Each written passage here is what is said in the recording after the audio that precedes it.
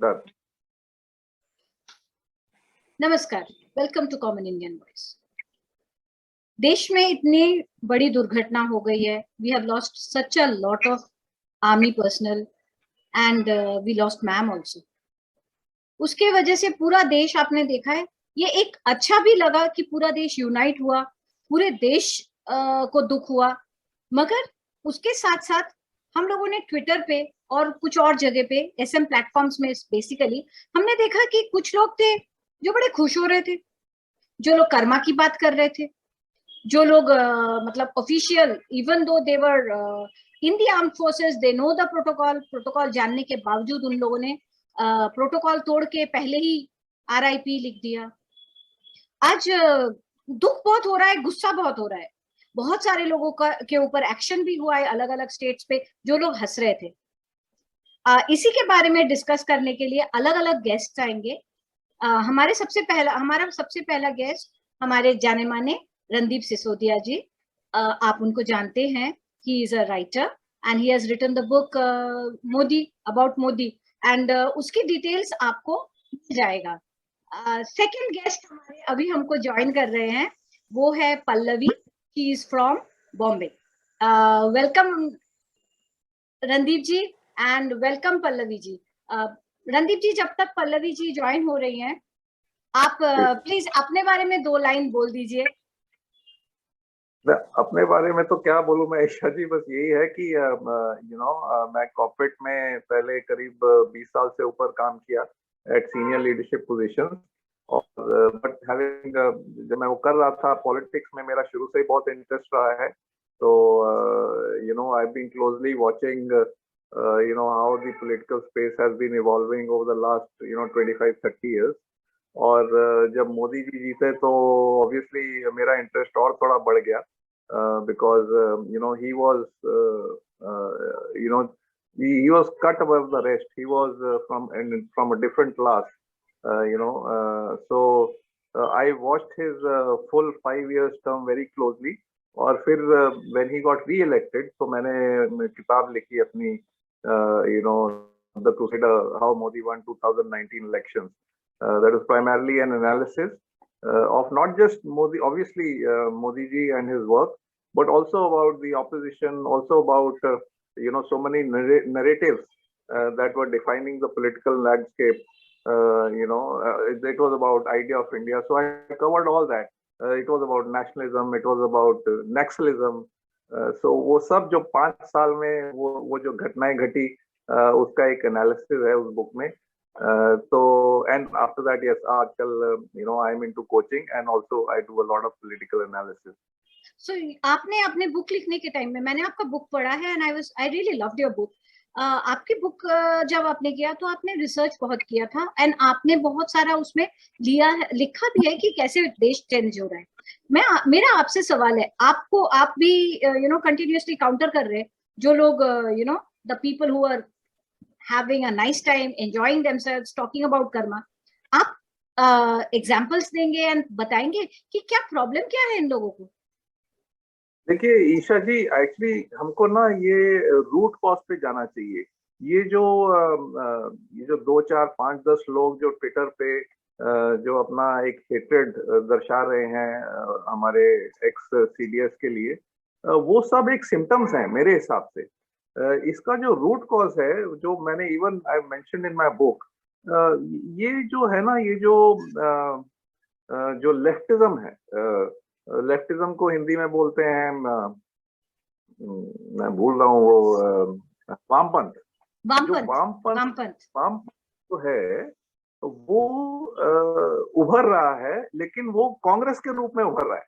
ये मैंने अपनी बुक में भी लिखा है कि कांग्रेस ने ये जो खास करके राहुल गांधी ने अब ये स्ट्रेटजी अपनाया है कि कांग्रेस को एकदम लेफ्ट, एक्सट्रीम लेफ्ट की तरफ ले गए।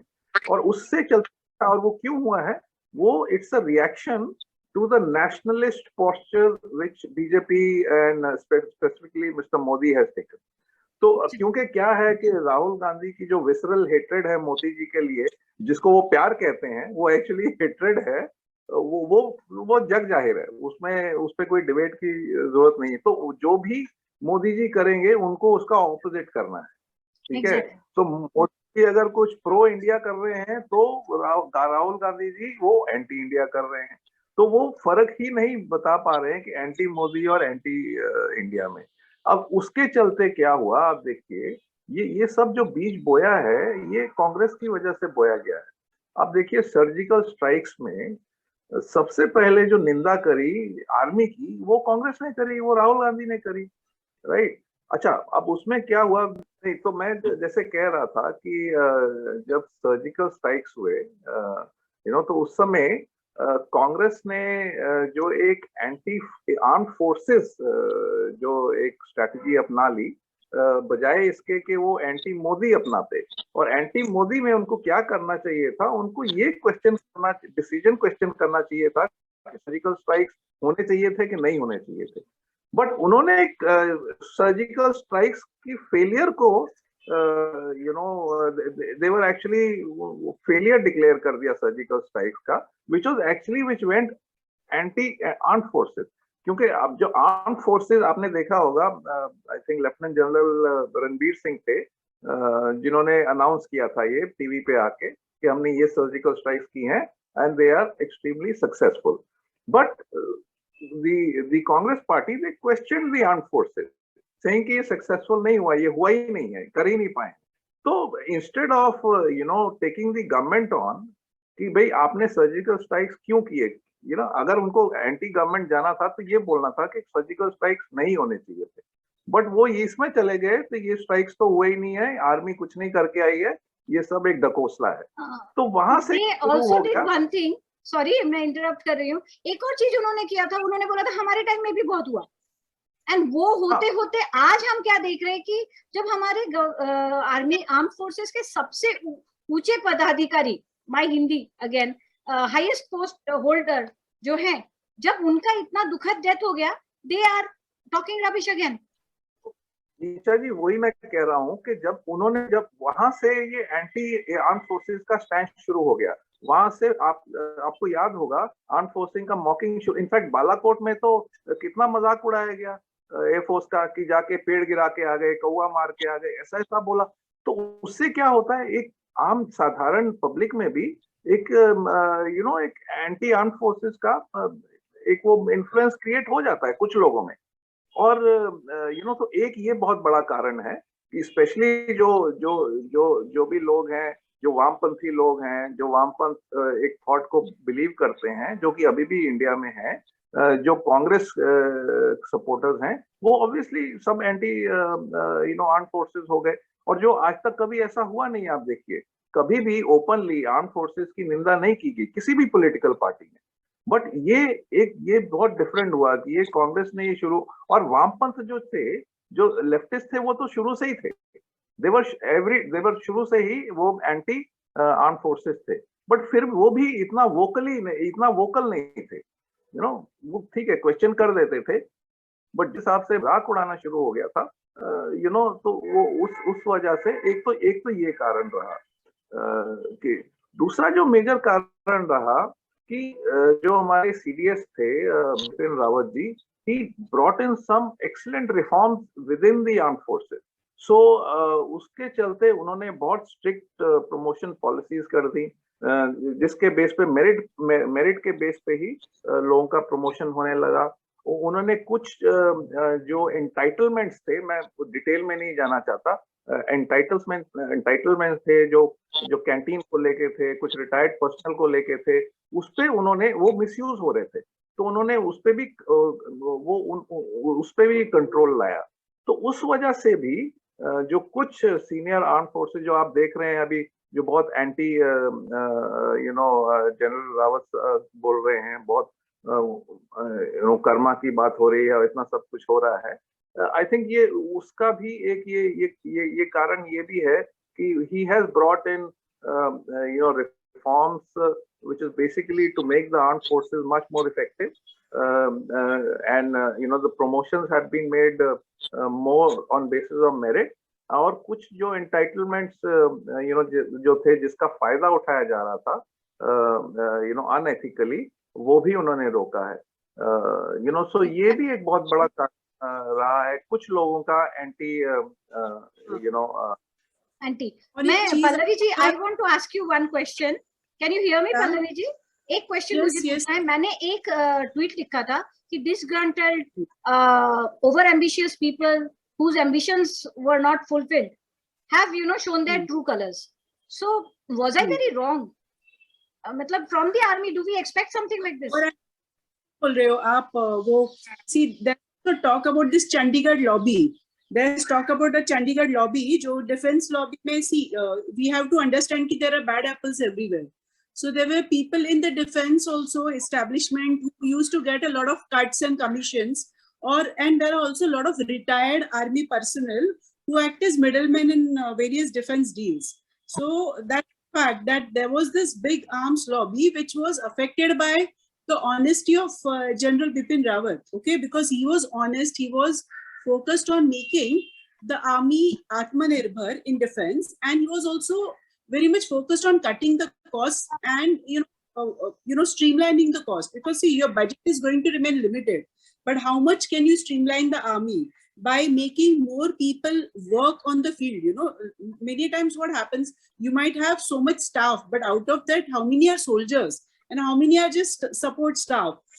So that is important, that you should have maximum soldiers rather than having a lot of support staff and all that. And again, by going more for Atmanirbhar Bharat, we were saving a lot of money by doing a lot of things internally in India. So there was a big lobby which was also affected by Exactly. ये जो आपने lobby बोला, then we have seen Hindu के editor, उन्होंने भी ये बातें की है. मतलब and उसके बाद हमने इन लोगों के इस पॉइजन को देखा. उसके बाद क्या इन लोगों को शर्म आई कि भाई लोग पूरे इंडिया में लोग people actually wept, people were actually sad. इतना जो कनेक्ट दिखा इस बार. आर्मी को तो रिस्पेक्ट हम लोग हमेशा ही करते थे, मगर ऐसा लगा कि अपने घर से कोई गया. तो क्या इन लोगों में कोई फर्क पड़ेगा कि द पॉइजन विल ग्रो? ये पल्लवी आंसर कीजिए, उसके बाद रणदीप जी. Yes. तो see what happened is when it ये जब मुझे न्यूज मिला कि ये डेथ हो गई है, तो we didn't just lose General Rawat, who was a great person, but we lost 11 more people, and even this Madhulika Rawat was a very active lady involved in Army Wives Association. So all these people that we lost, they were gems, absolutely gems, from the Indian Army. And मुझे तभी भी personal loss लगा. See, I have never met him, I have never spoken with him or anything, but ऐसा अपने घर का ही कोई चला गया ऐसा लगा. So I felt a very, very deep sadness, and that night I just couldn't sleep, and I was on a Twitter space, and they were saying कि हमारा ये space, they started that space somewhere at 6 o'clock or something, और 2-3 बज गए रात को, but it was not ending only, like nobody was feeling sleepy. We were also disturbed, so sleepless, because it is like a personal loss. When somebody dies in your family, you sleep is, it's very sad. And isme I would like to tell, see, like Sisodia ji said very properly, ki nobody openly, says anything against the army. But if you look at the way Congress has treated the army people, it is bad. Like ek to apna wo pension ka to cheez tha hi. Okay, 1 rank, 1 pension, which Modi ji brought. But even just look at the farewell which was given to General Manekshaw, Sam Manekshaw. He died at the same place. He died at Wellington. So I had also written a tweet at that time, at the Circle of Life in Wellington. So when you see that when Sam Manekshaw ji died at Wellington, except for one army chief, everybody else was in India. But nobody came there. No army chiefs came. The president didn't come. The prime minister didn't come. The Minister of Defense, Anthony G, he didn't come. Sonia Gandhi, nobody from the Congress party came. And there was just a Minister of State who had come there. And they all said that we have prior commitments and all that. Come on.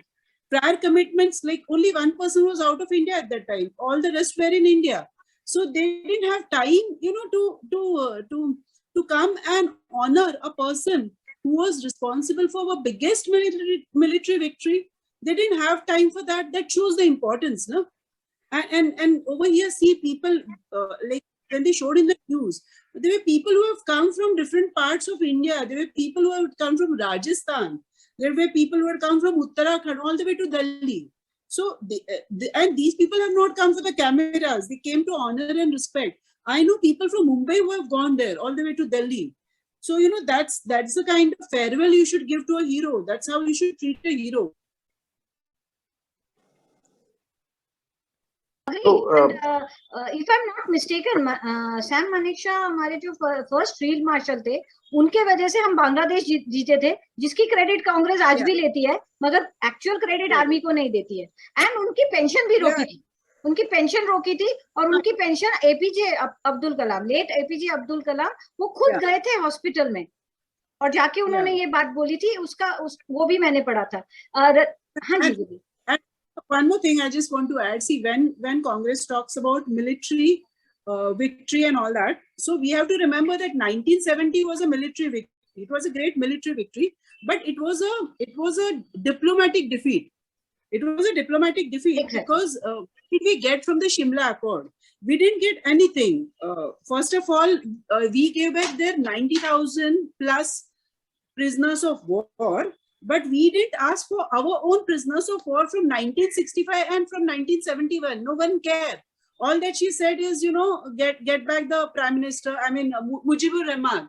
She just wanted safety of Mujibur Rahman, but no talks on Kashmir. You know, she could have solved the Kashmir issue then. She could have got back our prisoners of war of 1965, 1971. She didn't do any of it. The only thing is bring back Mujibur Rahman. But that's all. So the war, which was won because of Manekshaw ji, was lost by Indira Gandhi. But they don't talk about it. They will talk about victory as if, you know, and they also falsely say this, that Atal Bihari Vajpayee had called her Durga at that time. He has said it, that I never called her Durga. Yes, I have seen that episode. Aapki Adalat mein he has said, I have never said it. Yes, Randeep ji, your take on this? So, you know, Isha ji, unfortunately, जब भी Congress regime रही है centre में, और mostly 50-60 साल वो ही रहे हैं, अनफॉर्चुनेटली इन्होंने आर्मी को पोलिटिसाइज किया है. और ये क्यों पोलिटिसाइज किया है आपको पता है, नेहरू के जमाने से ही कांग्रेस समाओ वाज वेरी इनसिक्योर, और नेहरू बहुत इनसिक्योर थे आर्मी के. उनको हर समय आर्म फोर्सेस से बहुत इनसिक्योरिटी रहता था, और इसीलिए उन्होंने गुटबाजी बहुत हो गई थी. आपको मेनन के टाइम भी जो डिफेंस मिनिस्टर थे, वो बहुत गुटबाजी हो रहा था. मैं नाम नहीं लेना चाहूंगा, बट वो जनरल को अगेंस्ट जनरल लड़ाते थे. और ये जो हर समय ये जो पोलिटिसाइजेशन आर्मी का जो कांग्रेस ने किया, ये मोदी जी ने एकदम तोड़ दिया.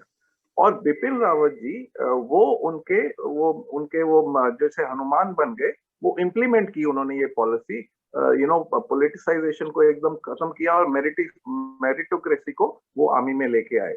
अब ये जो बट लेकिन द पॉइंट इज जो आर्मी मैन जो यूज हो चुके थे पोलिटिसाइजेशन के, अब those are the discontent people, you know, who are now talking against, you know, it is not, you know, don't let's not mistake it. They are not talking about, obviously they are talking ill of General Rawat, but actually, you know, actually they are talking against the system, the new system, जो नया India है, जो एक meritocracy को you know believe करता है, meritocracy में जो बिलीव करता है, मोर इफेक्टिव सिस्टम में, मोर एफिशिएंट सिस्टम में. जैसे पल्लवी जी ने भी बोला, अब कॉस्ट कटिंग हो रहा है. कॉस्ट कटिंग नहीं हो रहा है, कॉस्ट ऑप्टिमाइजेशन हो रहा है. यू नो, जितना पैसा हम लगा रहे हैं, जितना उससे हमें वसूली होना चाहिए, जो आगे नहीं हो रहा था, वो अब हम कर रहे हैं. तो ये चीजें जो चुभ रही हैं जिन लोगों को, जो कोटरी में थे, जो इन्फ्लुएंसर्स थे और जो पॉलिटिसाइज करते थे, वो अब सब नहीं कर पा रहे हैं, वो साइडलाइन हो चुके हैं. तो उनको ये मौका मिला, उनको ये यू नो अपनी एक तरह से भड़ास निकालने का. तो मेरे हिसाब से ये गेम है. एब्सोल्युटली. और एक चीज है ना, जो इन लोगों की मतलब अभी बात तो लोगों ने करना शुरू कर दिया है. You know, somewhere along the line आपको नहीं लगता है कि वी शुड बी थैंकफुल, क्योंकि एक तो इन लोगों का ट्रू कलर सामने आ गया. देश आर्मी, हम लोग एक्सपेक्ट करते हैं कि आर्मी जो है वो डिसिप्लिन बॉडी है, organised and disciplined, and they do not do this kind of nonsense. We don't expect something like this from the army. हाँ, politicians they always do it. हम लोगों को आदत है politicians का, मगर army का we don't expect. And आप लोगों का जो भी problem है, आप अंदर sort out कीजिए. If you are actually showing a divided house, how are you going to deal with the enemies? ये तो देश के अंदर ही enemies को और भी हवा मिल जाएगा. And it is all because वो जो आपने जो बोला elite system चली गई है इनकी I don't know what, Chandigarh gang की भी बात हो रही है, expose भी हो गए and लोगों को भी पता चला है. तो पल्लवी जी, आप लास्ट आप क्या कहना चाहेंगे कि what, मतलब अरेस्ट तो हो रहे हैं, तो ये बिग जो नेम्स है, क्या उनको भी अरेस्ट नहीं करना चाहिए क्या? See, basically, Rawat ji ne jab he had made a statement that India is fighting the war on 2.5 fronts. 2.5 fronts in ek tha China, ek tha Pakistan, and the third front, the half front, is those snakes inside India. So those snakes have been exposed by Rawat ji's death only. So Rawat ji ka jab ye death ho gaya hai, to all these snakes have been exposed. All those who are laughing, that all those who are mocking it, no, all those people have been exposed. So we have to be very careful about these snakes inside. And the government is already taking a lot of action, and they have arrested a lot of people. And it's not just arresting them, they have to understand the mentality behind it, and the kind of society that they are, the kind of learning and teaching that they have, that, they should be saying such kind of things, mocking it.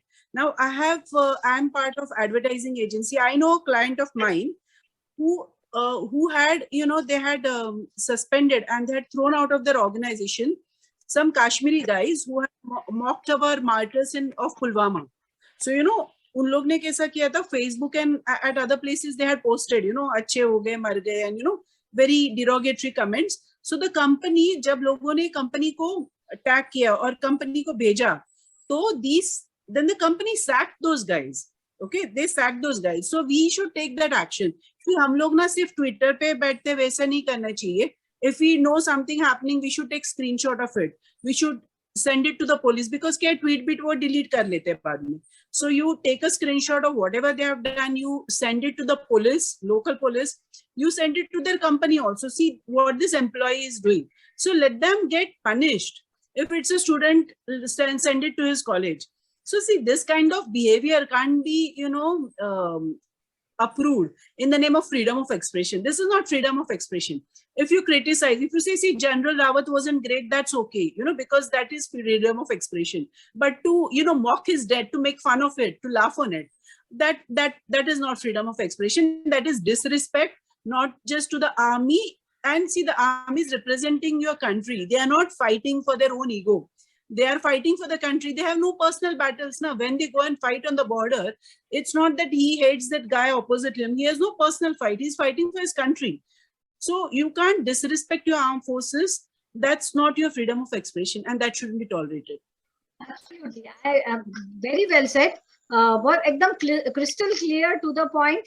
Randeep जी, आपको क्या लगता है कि जो repeat offenders है, and जो secularism की बहुत बातें करते हैं, फ्रीडम ऑफ स्पीच जैसे पल्लवी जी ने बोला है, सिटिंग एट द टॉप, क्या इन लोगों को छोड़ दिया जाना चाहिए? Yes, they have been exposed, but don't you think it is time that they are once hauled over the coals, जैसे बोला जाता है?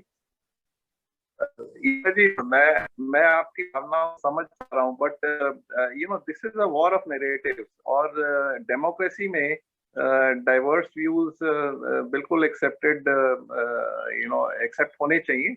हाँ, मैं मान रहा हूँ पल्लवी जी बोला कि आपको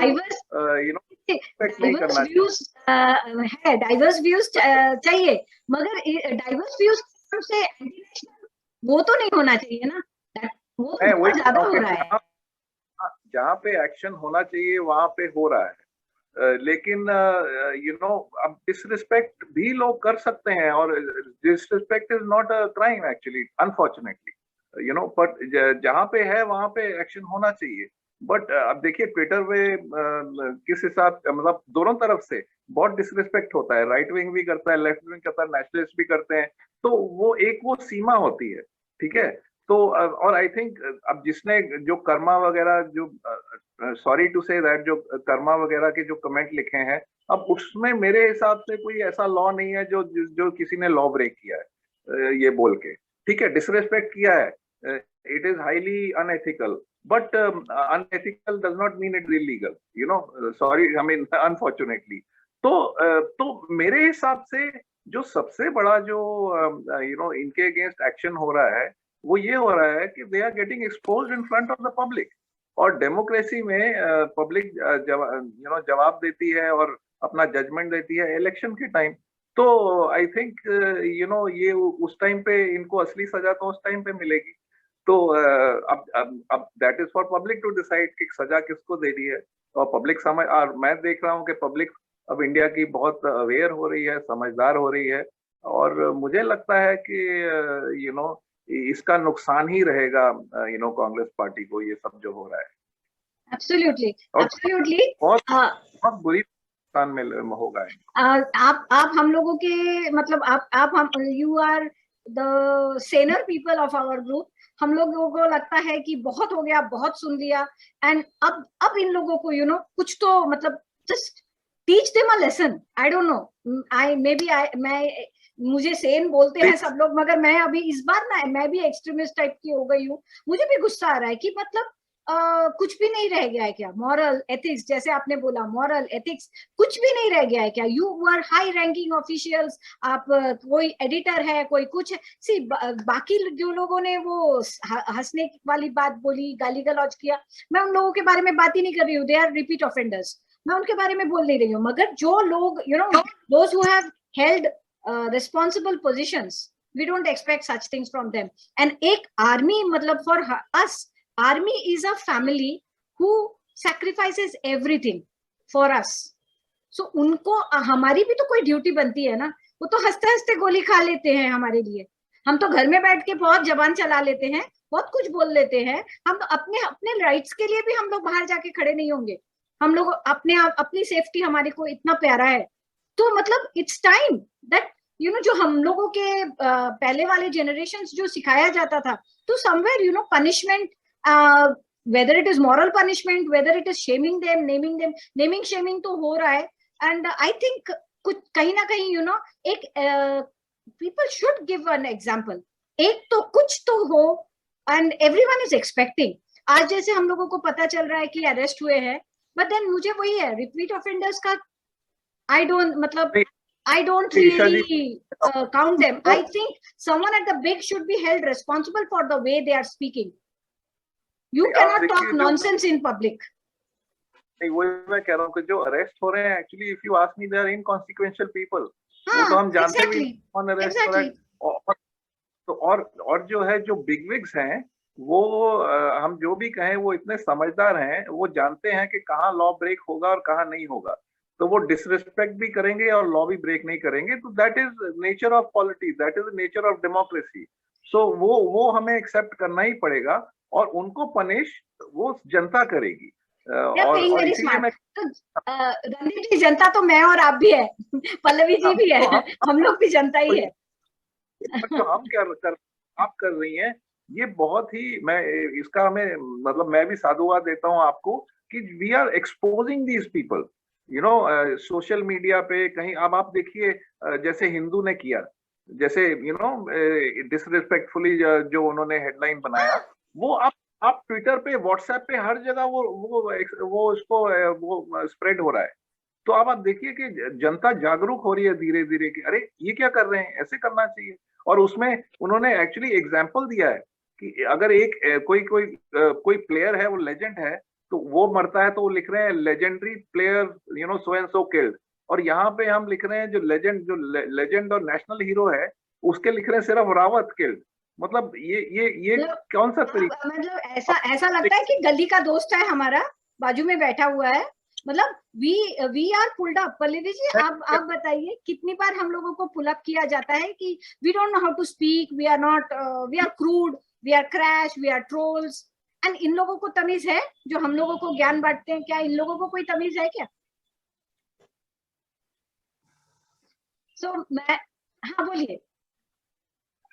मैं बोलूं? जी जी एक्चुअली कैसे ना, बदतमीज लोग पर दोनों साइड में है, ऐसा मैं बोलूंगी. It's not like left fingers right fingers, बदतमीजी दोनों बाजू पे है. आई ऑलवेज बिलीव दैट अभी किसी से भी मुझे बात करना है तो I never use derogatory terms. मैं कभी अब्यूजिव नहीं रहती हूँ. I speak to the point. And in fact, sometimes I use sarcasm also. Like, I will write madam, I will write sir. ऐसा करके मैं sarcastically बोलती हूँ, but I will never use derogatory terms. So I feel that is better, but in spite of that, I have been blocked by a lot of people. So yeah, but without using any derogatory terms, just using points. But the truth hurts. The truth is very bitter, and truth hurts. That's why उन लोग को वो कांटा लग जाता है, उनको बराबर वो दिल पे लग जाता है, जो हमारी खरी बात होती है. एक्चुअली देखिए, जो हमारे अंदर जो गुस्सा है, जो हमारे जो दुख है, जो तकलीफ है, जो हम लोग देश के लिए सोचते हैं, वो टॉपिक कभी खत्म नहीं होती है. मगर कहीं ना कहीं हम लोगों को टाइम का कंस्ट्रेन होता है, हमको एंड करना पड़ता है. I want to thank Randeep ji and Pallavi ji very much. Thank you very much for coming and sharing your views. And आगे भी हम लोग इकट्ठे होंगे. मैं देशवासियों को सिर्फ इतना कहना चाहती हूँ, दुश्मनों को जानिए, पहचानिए. कौन अपना है, कौन पराया है, उसको जानिए. कोई जरूरत नहीं है भावनाओं में बह के जाना.